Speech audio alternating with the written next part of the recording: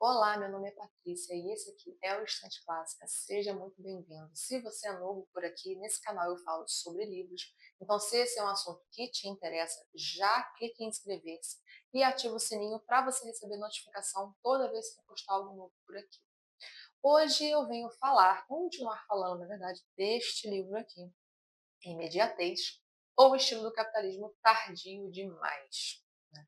Eu resolvi fazer uma série de vídeos sobre esse livro aqui, para eu poder falar um pouquinho do que eu estou entendendo de cada parte desse livro, tá? Trazendo aqui o que eu entendi. Então, se eu entendi errado, você entendeu de uma outra forma, você pode comentar aqui embaixo, sinta-se livre, sempre comentando de forma respeitosa, né, gente, para a gente conversar, trocar ideia, tá? A minha ideia aqui com esses vídeos é justamente conseguir falar um pouquinho mais detalhadamente, assim, da minha percepção, porque eu estou achando esse livro aqui muito importante, muito. E eu não vejo muita gente falando sobre ele aqui no YouTube no Brasil, né? Se você colocar o nome dele, né, ou até o nome da autora, no YouTube você vai encontrar mais vídeos gringos, então eu acho muito. Eu tive vontade, tá? Acho importante a gente falar, acho importante a gente indicar, eu acho que todo mundo deveria ler, e então é isso, tá?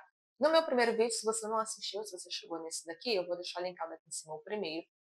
Eu falei ali sobre a introdução, né, sobre essa contextualização aqui do que seria essa imediatez, né, e alguns pontos, tá?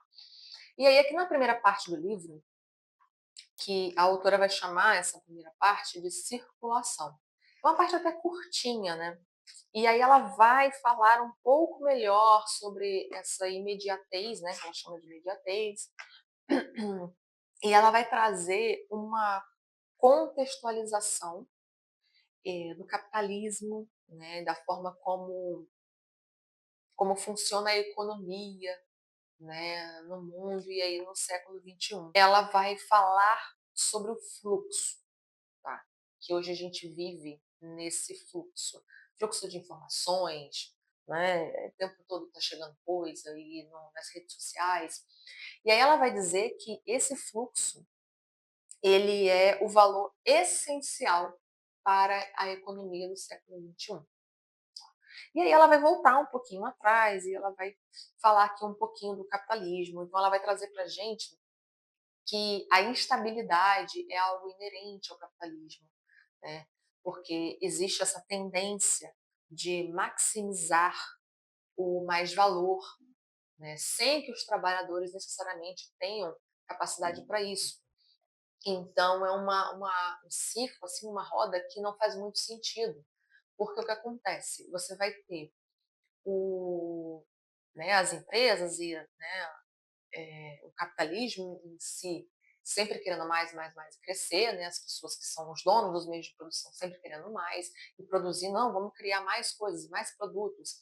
Só que sempre sucateando a mão de obra. Eu quero pagar menos, mas eu quero que essas pessoas produzam mais. Só que o ciclo não fecha, porque o que acontece? Eu vou fazer mais produto, mas eu preciso de alguém para comprar. E quem vai comprar vai ser o trabalhador. Mas se o trabalhador não tem dinheiro para comprar, então o que eu vou fazer com esse produto? Né?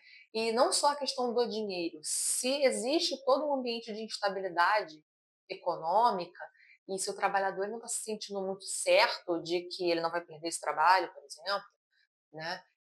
Se não existe estabilidade, as pessoas elas não vão gastar dinheiro.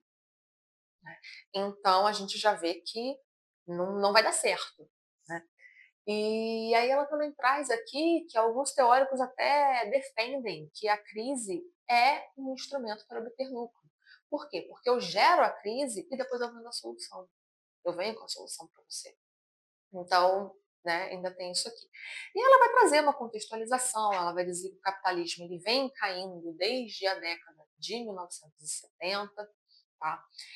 Só que as empresas continuam querendo mais, e aí, como eu falei, a gente entra nesse ciclo maluco, o trabalho é sucateado, então você tem salários menores, você tem menos produção, e as empresas criam os produtos, mas o trabalhador não compra.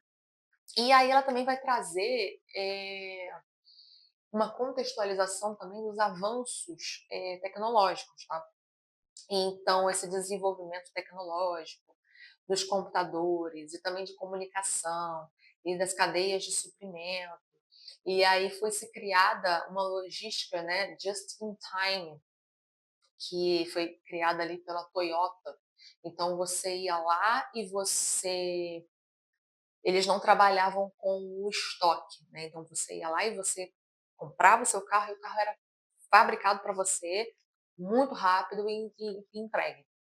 Então essa busca pelo imediato. Então a gente já começa a ver, tá, essa imediatez já surgindo aí. E daí isso vai gerando várias outras coisas que a gente pode observar ao nosso redor também imediatas. Então a gente tem aqui o que eles chamam de gamificação do trabalho, que é esse trabalho completamente informal. Então aqui no Brasil, por exemplo, isso já virou também aí, né, uma regra. Então são pouquíssimas as empresas que hoje contratam funcionário CLT, é todo mundo o PJ, a pejotização, seja o seu próprio patrão, nem patrão, porque você acaba sendo, né, você tem um horário de serviço como CLT, você trabalha com a pessoa, mas o que é vendido é que você tem que ser empreendedor de si mesmo. Então você tem que ter um perfil na rede social, você tem que vender o seu trabalho, você tem que vender a sua imagem, né? Então, e a segurança mesmo para o trabalhador, ela não existe. A gente vende para a pessoa esse sonho de empreendedor de si mesmo, né? Seja empreendedor, e isso, na verdade, não chega a lugar nenhum, né? É mais uma forma de você explorar essa pessoa, de você não pagar para ela todos os direitos dela, né? Tudo que ela poderia ter, principalmente aqui no Brasil, né? Que a gente tem aí com a CLT. Então, ela vai trazer aqui que até o setor da construção civil, que parecia intocável, ele começa a ser afetado. E aí vai surgir aqui uma arquitetura flexível. Ela fala aqui na página 55. O movimento arquitetura flexível empurra a venda de designs modulares que dependem menos de colunas e paredes estruturantes e usam paredes e tetos móveis ou telhados retráteis para customizar o espaço a qualquer momento. Por meio desses arranjos, o próprio espaço, como meio sólido das relações sociais, é forçado a entrar na circulação fluida. Não percebe como é um movimento e que, de uma certa forma, isso afeta também o nosso psicológico, sem que a gente perceba que tudo está ficando fluido, até a casa. E aí ela vai trazer isso, né? Que o que importa é o aqui e o agora. Que nada mais é permanente, nada é duradouro. E se a gente for observar como sociedade, a gente pode levar isso para as relações sociais, para os relacionamentos. As pessoas começam um relacionamento e aí no primeiro problema elas já terminam porque eu não tenho que lidar com isso, não tenho que lidar com absolutamente mais nada. Eu faço o que eu quero, as coisas têm que ser do jeito que eu sou, do jeito que eu quero, tá? Eu não tenho que ficar lidando com coisas que eu não quero lidar, né? É, então isso vai se alastrando, as coisas não são mais permanentes. E aí depois ela falar também dessa parte, né, da arquitetura, ela vai falar justamente da comunicação e de como nós estamos sempre ligados, sempre.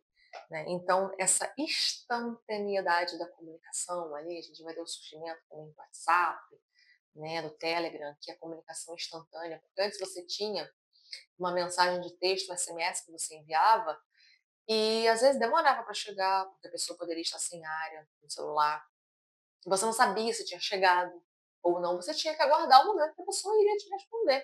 E era isso, você tinha que viver com isso. Hoje, você manda uma mensagem para alguém e você já fica querendo que a pessoa responda naquele momento. E se a pessoa visualizou, né? Porque ainda tem isso, coloca lá que chegou, tracinho que chegou, e ficou azulzinho, porque a pessoa viu. E aí você começa a ficar ansioso e cobrar uma resposta, porque essa pessoa viu porque ela não te respondeu, né? A pessoa tem que estar disponível para você o tempo todo. Então tá sempre todo mundo disponível para todo mundo. Então ninguém descansa, ninguém desconecta, tá todo mundo sempre ligado, né? Sempre ligado, sempre presente, sempre disponíveis. Né? Então ela vai trazer aqui na página 55. A imanentização e instantaneização resultantes, presença total, tudo de uma vez a todo momento, forjam, como registra o historiador de arte Jonathan Crary, um tempo sem tempo, o insone dia da marmota, no qual socializamos o tempo todo, trabalhamos o tempo todo, consumimos o tempo todo, respondemos o tempo todo. Né? Então, é o patrão que te manda mensagem 10, 11 horas da noite, né? E você tem que estar ligado, você tem que estar respondendo, você não descansa, você não para, você não deixa o seu trabalho no trabalho. Né? Você não tem mais aquele momento que era o momento que você via os seus amigos, e você pode reparar, né? A sensação que dá é que a gente via muito mais os nossos amigos, a gente tinha muito mais contato antes de ter rede social e aplicativos de mensagem instantânea. Você se sentia muito mais próximo, porque hoje você está disponível o tempo todo, você está conversando com o seu amigo o tempo todo no WhatsApp, mas você não marca um dia de ver o seu amigo.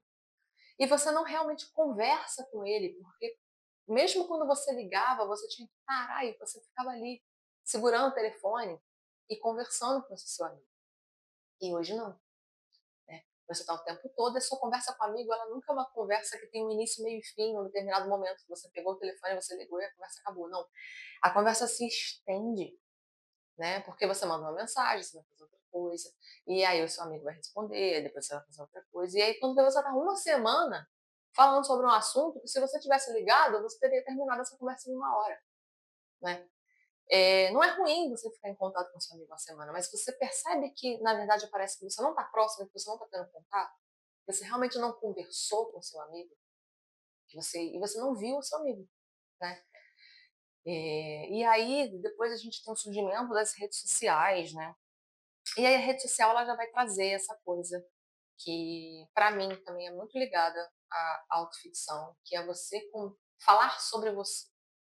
Tá? Porque a rede social ela vai surgir com aquela ideia de você compartilhar o que você está pensando o tempo todo. Então, lá no Facebook, ela até traz aqui, né, no Facebook vai ter lá a perguntinha, né, vai estar assim, compartilhar o que você está pensando, né, porque no Facebook vem ali como, o que você está pensando, né? Ou no Twitter, o que está acontecendo? E aí, né, isso gera um tráfego para as plataformas que precisam monetizar e vão ganhando em cima, vão ganhando dinheiro em cima da sua imagem, né? E de você. E aí ela até traz aqui, né, que cada momento, cada elemento da vida de alguém, observações mínimas, ocorrências banais, incontáveis refeições, constitui alimento para a afirmação instantânea. E a pessoa posta que ela está comendo. E aí ela tem, e aí como eu falei, hoje, se você quisesse ser um autor e ser como Thomas Pynchon, seria quase impossível. Porque as pessoas querem saber o que você come, o que você faz, onde você mora, como é a sua casa, o que você lê, como é a sua biblioteca. As pessoas querem saber tudo da sua vida. Né? E isso é um reflexo das redes sociais. E ela vai trazer também, né, que até a forma de se comunicar, ela mudou. Né? Então você vai ter gente se comunicando por emoji, porque o emoji ele não tem idioma. Você manda um coraçãozinho e ele é entendido em qualquer lugar do mundo. Né? E aí é quase como uma desculpa de que aquilo está sendo uma democratização, vamos assim dizer, né? É mais fácil de entender, você não precisa saber o idioma, mas na verdade está empobrecendo, né? E você está ficando se comunicando por emoji, né? E também a lista de palavras que, né, surgiram nas redes sociais e entram para o dicionário. Né? E aí, por que ela fala dessa circulação? Né? Porque é um momento do capitalismo em que a gente passou daquela você fazia um produto, a pessoa precisava de um produto, ela comprava o produto, que foi o que eu comecei a falar um pouquinho no vídeo anterior. Né? Eu quero ler o retrato de Dorian Gray, então eu vou comprar o retrato de Dorian Gray. Aí eu compro. Né? Estou feliz com a edição que eu tenho. Mas aí uma nova edição surge, com uma capa dura, de um jeitinho diferente, entende? Então essa nova edição surge e eu quero agora essa edição. E a pessoa que faz, né, o dono do meio de produção, que está, né, pensando nesse produto, né, o capitalismo em si, ele vai te vender um valor, ele quer te vender um valor ou uma experiência para que você compre. Né? Então você comprava um produto porque você precisava dele, então eu vou comprar um aspirador de pó porque a minha vassoura não dá conta, eu prefiro um aspirador de pó, ou meu aspirador de pó quebrou, eu vou comprar outro. E agora não. Você compra e você fica trocando as coisas porque você quer o mais novo, porque aquilo é vendido para você né? Vende-se a ideia de que aquele é melhor e vende para você, o que é vendido para você é um valor daquele objeto. Se você comprar esse objeto, você vai ter um determinado valor. Se você tiver 1000 livros na sua estante, você vai ser inteligente. Você precisa ter lido? Não, você só precisa comprar o livro, colocar na estante e mostrar na internet que você tem. E fingir que você agora é... Eu usei a palavra inteligente, mas né, você a palavra culto, tá? Estou usando de forma pejorativa, mas enfim. E aí e é isso que ela vai trazer aqui, né, como essa circulação. E ela diz que a gente continua na mesma fase ali de acumulação do pós-modernismo, né? Só que dessa vez a gente não tem essa coisa de comprar muitos produtos porque, né, com foco no produto em si, mas pelo que é vendido para gente. E aí, gente, assim, eu entendi, né, foi o que eu entendi dessa parte aqui. Eu não sou muito sei muito sobre esse assunto de circulação e dessas coisas do capitalismo, mas eu entendi essa parte, né, dessa forma. Se eu entendi errado, você pode comentar aqui embaixo para conversar. Mas é isso, assim, eu acho que ela traz esse livro aqui, né, é muito preocupante. Ela até brinca, né, que é o capitalismo tardio demais, como se a gente não tivesse mais solução, não dá para fazer mais nada. Mas na verdade é realmente uma brincadeira, né? O que ela quer dizer para a gente aqui é que, inclusive, ela traz para a gente que ainda dá para fazer algo, né? Inclusive, ela está tentando, colocando num meio que é o livro. O livro é o meio dela passar isso que ela quer dizer e que ela sabe que é até um meio é, complicado, que não é o melhor meio para transmitir isso, porque as pessoas vão já vão meio além, né? Então, mas ela quer ser essa pessoa que vai contra e que a gente tem que fazer algo sobre, né, a respeito. Né? Então, assim, gente, sensacional. Eu estou adorando essa leitura. Na próxima parte ela vai falar de imaginário, né? E aí eu trago aqui as minhas percepções. É isso. Se você gostou desse vídeo, clica em gostei, comenta aqui embaixo também para dar uma engajada, vamos conversar. E vejo você no próximo vídeo. Tchau, tchau.